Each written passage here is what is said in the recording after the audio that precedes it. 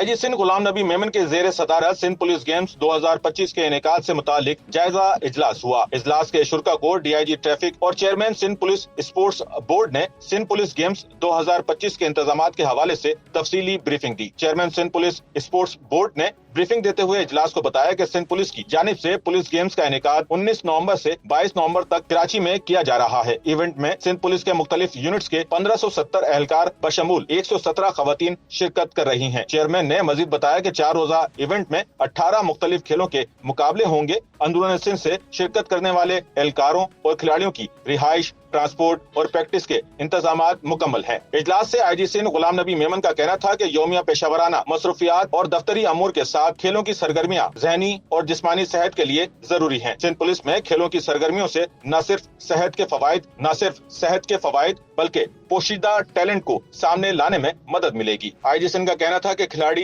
एहलकारों को बेहतरीन रिहाइश, खाना, ट्रांसपोर्ट और प्रैक्टिस की जगह फराम की जाए। मुकाबलों के मुकामात पर सिक्योरिटी के सख्त इंतजामात किए जाएं। आपको बताएं कि सेंट्रल पुलिस ऑफिस कराची में मुनक्किदा इजलास में एडिशनल IG कराची जावेद आलम ओल्डो समेत एडिशनल IGs, DIGs और मातहत अफसरान ने भी शिरकत की।